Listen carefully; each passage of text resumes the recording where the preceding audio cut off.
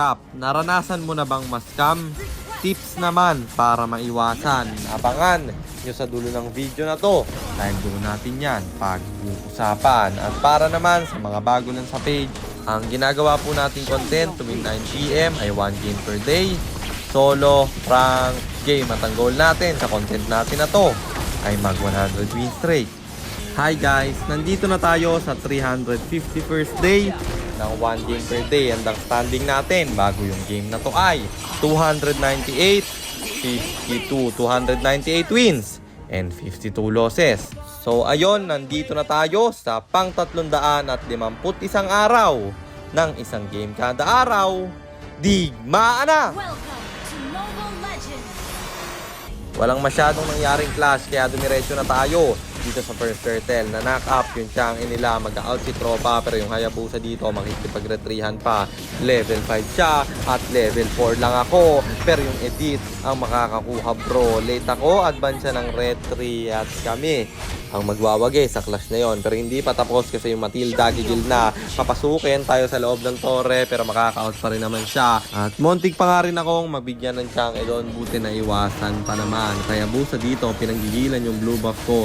Ang lalim ni tropa, nahuli siya ng gatot katsa, bagsak yung retry holder nila. Habang yung 1-1 dito hindi pa tapos kasi nagigil siya. Ang hindi ko alam, by time pala yung ginagawa niya. Nakuha ng Chang'e yung turtle doon at hindi ko na malayan yun. Pero siyempre, dito tayo papayag na iniisahan lang. Kaya dumiretso ako sa gitna dahil wala yung Chang'e nila. Basag yung torre. Sinalubong ko pa nga, mamamatay siya.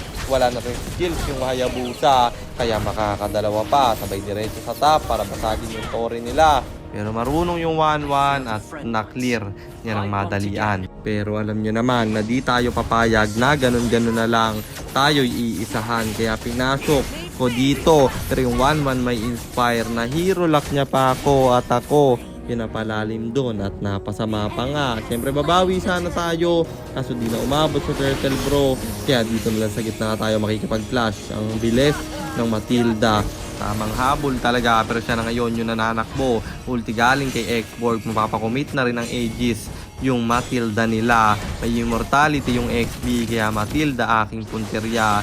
Hahabulin ko. Montik pa siyang nabuhay. Buti na lang pinalo ng illusion na syempre gigil yung mga kalaban dyan kasi pinatay ko ba naman sa harapan nila yung Matilda. Kaya yung Chang'e dito hindi na nakapagpigil, hinabol niya tayo ang hindi niya alam mataba na rin ako man. At dito na nagsimula ang pagbawi natin kasi sa top lane babasag na naman tayo.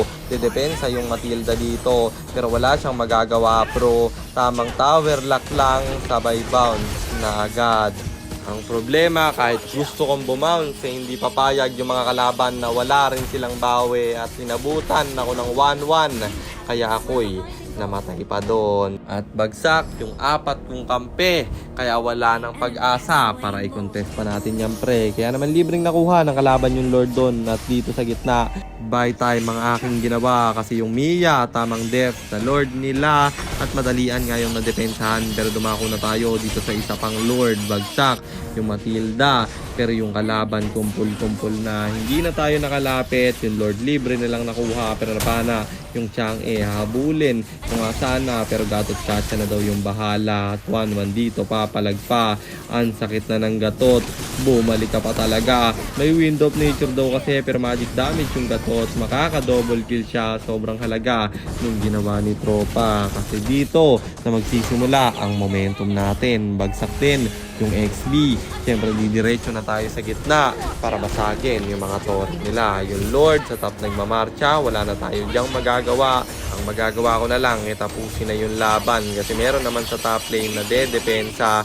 Edith, Mia, pati na yung gatot katsa. Pagkakuha ko ng Lord, nawala ako sa focus dito. Bibigyan na pala ako ng kalaban. Hindi ko pa namalayan at doon ako na shutdown. Kung natalo to, nang dahil sa pagkamatay na yon, magsisisi talaga ako. Buti na lang, hindi agad natapos ng kalaban. Ang problema, tingnan nyo sa mapa, yung Xborg sumisegway na. Di napansin ng kampi ko. Buti na lang umabot pa ako at binigyan namin yung Xborg dito. Buti rin na knock-up siya. Tapos na yun sana at makaka-mega kill pa yung Mia. Dito pwede nang tapusin kaya hinarangan ko yung minions para hindi maklear ng Chang'e pero walang sumamang kampe. Pulahan patuloy ako. Kaya nanggigil yung 1-1 bro at ako'y naka-immortality. Siyempre naka-reserve yung buy and sell. Dito mama yung flame shot ng Chang'e at naka-out pa nga. Hindi na tayo nabuto ng 1-1 doon. Sabay burst dito sa Lord at retrihan ang aking gagawin dito. Pareho lang naman kaming level 15 na tinaasan ko lang yung confidence ko. Kaya ako ang nakakuha ng Lord doon. Matatanggal yung immortality ng XB pero alam naman natin na sobrang kunat niyan. Kaya ako'y nag-out na lang. Pero mag-out na nga sana. Sinalubong tayo ng Hayabusa. Dahil may immortality, lalalim na at wala siya dong nagawa. Nakalamang natuloy kami at yung XB mapapa-ulti. Bagsak yung 1-1 pero ang bilis rin mag-clear ng Chang'e nila. Ulti galing kay Edith.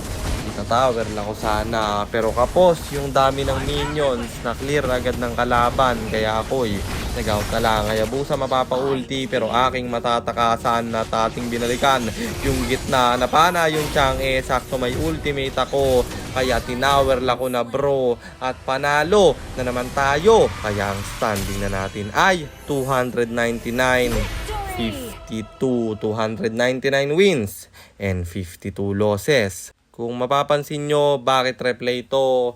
Kasi guys, nagkamali ako ng screen record, hindi siya na-save.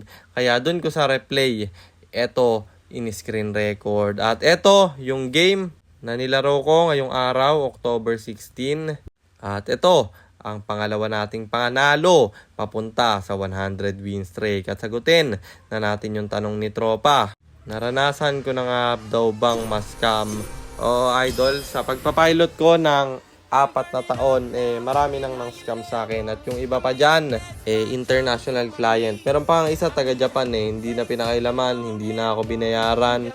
Kaya ang naging solusyon ko dyan guys, hindi na ako pumapayag na hindi payment first. Yun yung isang way para hindi ka ma-scam. Kasi ngayon, kahit nakilala ko na yung client, kahit na sobrang tagal niya na nagpapapilot, hindi pa rin ako pumapayag na hindi payment first. Kasi ganun nga yung ginawa sa akin nung international client ko na nagtiwala ako kasi sobrang tagal ko na siyang client. Ang problema, in-scam pa rin tayo at wala na tayo doon magagawa. At yun na nga lang magagawa natin, baguhin yung mga rules or mga dapat gawin para hindi na ma-scam. At kung ikaw naman yung magpapapilot, syempre piliin mo yung legit na piloter. Huwag mo kasing piliin yung mura. Kadalasan sa mga mura, scam.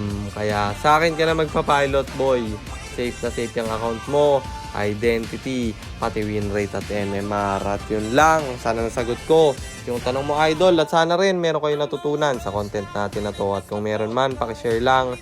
Then after nyo i-share, mag-comment na rin kayo ng pa-shoutout para ma-shoutout po kayo sa mga next nating content. At i-comment nyo na rin ang inyong mga katanungan kasi baka malay mo sa next nating content, comment mo naman ang mapili ko. At kung nagustuhan nyo yung item at emblem ko sa game na yon, eto yon: Tough Boots, Corrosion Sight, Demon Hunter Sword, Dominance Eyes, Fleeting Time, Malefic Roar, and then Rose Gold Meteor. Pang buy and sell. Emblem natin, Assassin, Talent is Inspire, Seasoned Hunter plus Quantum Charge, at syempre Retribution kasi jungle tayo doon.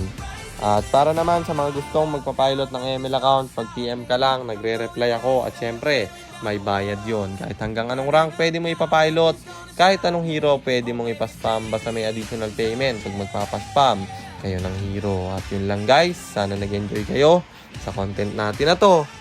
At shoutout sa iyo Jerome N. Lapu, kay John Lloyd Ravelo, kay Jericho Salimbot, kay Alex Castillo at kay Mark Nicole Tabad. Maraming salamat sa inyong suporta. Ingat kayo palagi. God bless. Paalam!